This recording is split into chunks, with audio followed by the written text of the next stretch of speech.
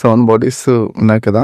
7 బాడీస్‌లో physical body and energy body and mental body అనేది 3 lower bodies అంటారన్నమాట. ఎందుకంటే వీటిలో ఫ్లక్చుయేషన్ ఉంటది ఎనర్జీలో. నెక్స్ట్ వచ్చేసి విజ్డమ్ బాడీ, విజ్ఞానమయ కోశం కదా! అందులో కొంచెం మన సొంత తెలివికి, మన స్వార్థపూరిత మనం ఎదగడానికి మాత్రం ఎదుటి వాళ్ళు నష్టపడినా పర్లేదు అని ఒక అతి తెలివి అంటారు. తెలివి ఉపయోగిస్తే అది కూడా కొంచెం లోవరే. కానీ అందులోనే సెకండ్ పార్ట్ ఉంది. విశ్వ కళ్యాణం గురించి, అందరి గురించి ఆలోచిస్తూ ఎమోషన్స్‌కి అబోవ్ ఉంటుంది కాబట్టి అది విజ్డమ్ బాడీలో ఒక పార్ట్ లోవర్ కూడా ఉంటుంది. బట్ అక్కడ నుంచి హై కూడా స్టార్ట్ అవుతుంది.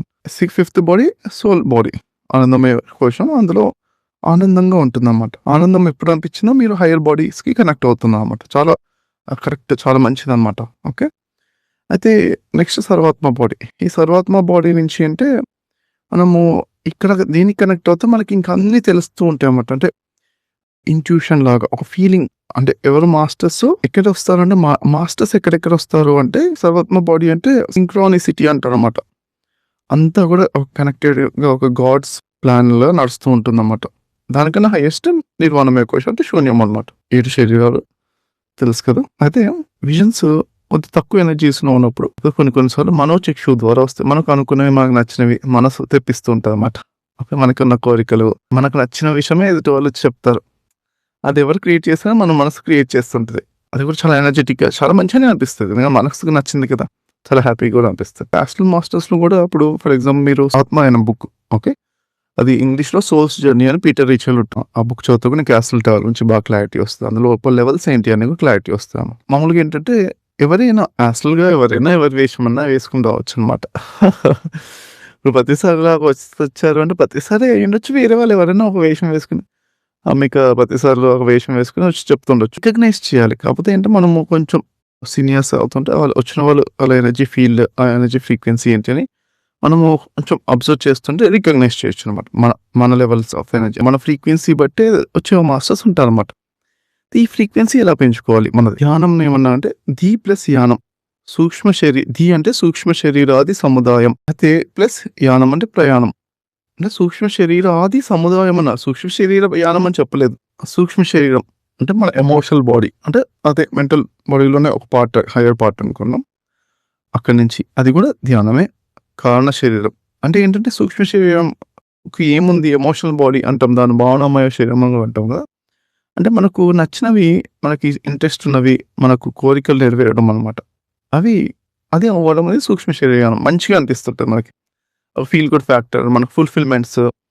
అక్కడి నుంచి కూడా ఎమోషనల్ మాస్టరీ, ఎన్‌లైటన్‌మెంట్ వైపు కూడా వెళ్తూ ఉంటాం అన్నమాట. అది కూడా చాలా మంచిదే. తర్వాత నెక్స్ట్ బాడీ అంటే కారణమయ శరీర ప్రయాణం అని, కాజువల్ ట్రావెల్. ఇందులో ఏంటంటే మరి మనకు ఎన్నో అనాలిసిస్, ఈ జీవితానికి సంబంధించిన విషయాలు క్లారిటీగా మనకు అనాలిసిస్‌గానే ఉంటుంది. లేకపోతే ఎవరైనా మాస్టర్స్ వచ్చి చెప్పడం గానీ, చిన్న మెసేజ్ లాగా మన లోపల నుంచే వినిపించడం గానీ జరుగుతూ ఉంటుందన్నమాట. ఓకే. ఏదో ఒక రకంగా అది మనకు తెలిసిపోద్ది. ఈ జీవితానికి సంబంధించిన కొంచెం మనకు కావాల్సిన క్లారిటీ రావడము, గైడెన్స్ రావడం అనమాట. So next super casual travel, మహాకారణ శరీరము యొక్క ప్రయాణం. రాజర్షి లెవెల్ అంటారన్నమాట. ఋషి అంటే చూడడం. రాజర్షులు పూర్వజన్మలు చూడడం అన్నమాట. మహర్షి అంటే మనకొచ్చి జరగబోయే ఫ్యూచర్ తెలుస్తుంటే అలానే మనం కూడా ఆ లెవెల్‌కి వచ్చేసరికి ఎదుటి వాళ్ళని చూడగానే వాళ్ళ గురించి కూడా కొన్ని విషయాలు తెలుస్తూ ఉంటాయి. సహజంగా తెలుస్తుంటే అది వేరే వాళ్ళ గురించి కూడా వాళ్ళ లైఫ్స్ ప్యాటర్న్స్, వాళ్ళకి ఏమైనా గైడెన్స్ ఇవ్వాలన్నా మనకు ఆ క్లారిటీ రావడం అనేది మహర్షి లెవెల్ అన్నమాట. ఇక్కడ తెలిసినా కానీ మనము ఏ పవర్స్‌ని ఉపయోగించకుండా, ఎవరికీ ఏమి చెప్పకుండా, మన థర్డ్ ఐలో చూసాము ఏమి చెప్పకుండా ఉండాలి అన్నమాట క్లారిటీగా. బ్రహ్మర్షి పితామహ పత్రిజీ గారు కానీ అందరూ గురువులు చెప్పేదంటే ఇదే. మా పవర్స్‌ని ఎదుటి వాళ్ళకి గైడెన్స్‌కి ఉపయోగించడానికి మనం వాడకుండా ఉంటే బెస్ట్ అన్నమాట. వాళ్ళకి ఏమి చెప్పకుండా ఉంటే బెస్ట్. చూసాను థర్డ్ ఐతో అని చెప్పేస్తే అంటే వాళ్ళు మన పైన డిపెండెంట్ అవుతారు కాబట్టి వాళ్ళేంటి ఎప్పుడు వాళ్ళని ధ్యానం చేసుకోమని చెప్తున్నారు.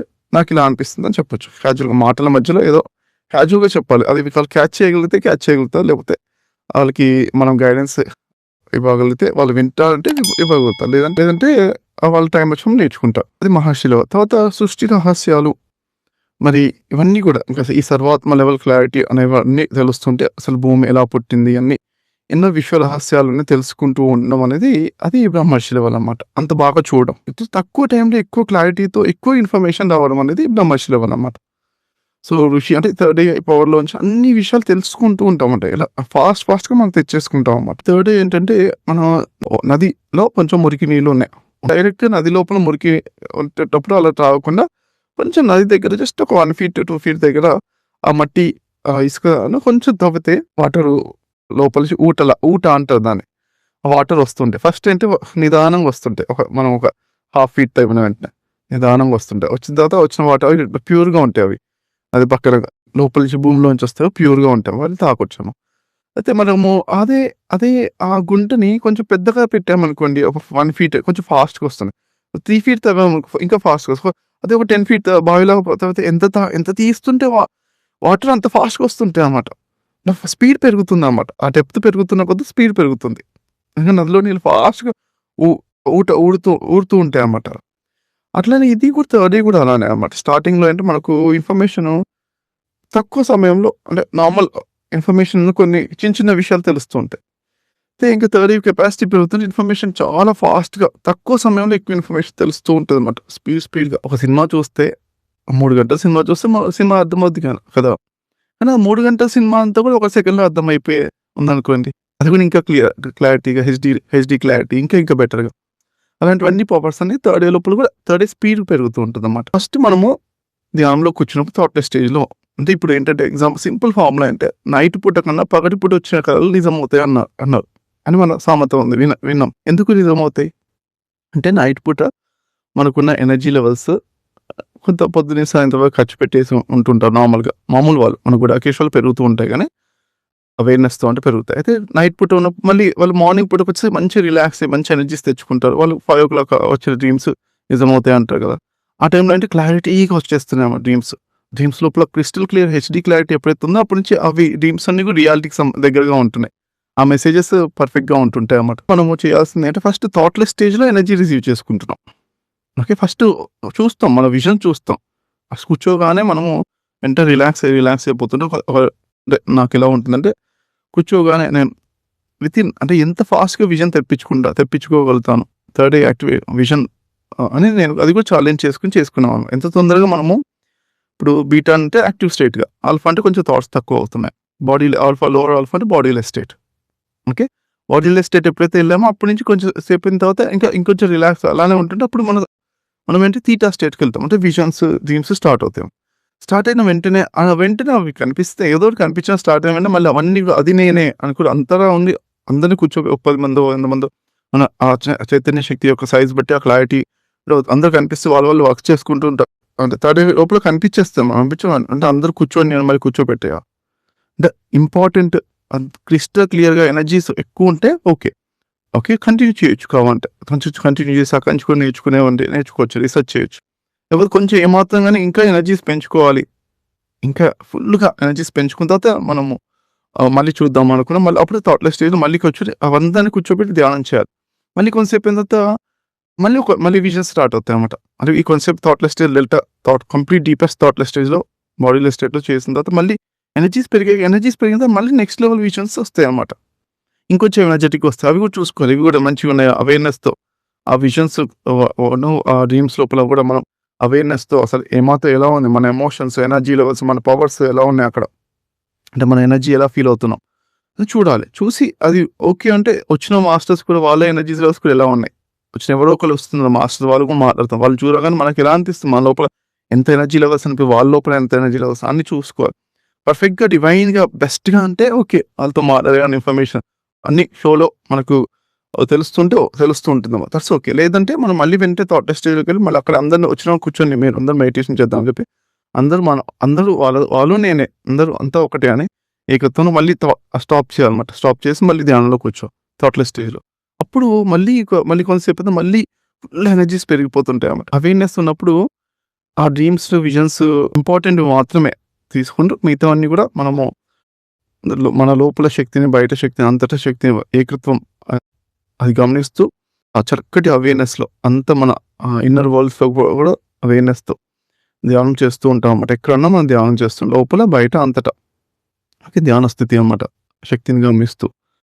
పరబ్రహ్మ స్వరూపం అంతా ఒకటే. ఆ ఏకత్వమే ఆధ్యాత్మికత యొక్క సారం అన్నమాట. ఈ సర్వాత్మతత్వం. సర్వాత్మతత్వము అంటే మనం వన్నెస్‌కి కనెక్ట్ అవుతూ రోజుకి మన ఆధ్యాత్మికత లోపల వన్నెస్‌కి కనెక్ట్ అవ్వడమే ఇంకా ఎక్కువ ప్రొఫౌండ్‌గా కనెక్ట్ అవ్వం. రోజుకి అదే మన ఆధ్యాత్మికత యొక్క బ్రహ్మానంద స్థితి ఉంటుంది. మనము అక్కడి నుంచి ఆనందం బ్రహ్మానంద స్థితిలో ఉండడమే అదే ఇంకా మనం మెయిన్‌గా. సో, ఇంపార్టెంట్‌వి ఉంటే ఆటోమేటిక్‌గా తెలిసిపోద్దనమాట ఇంక మనకు కూడా.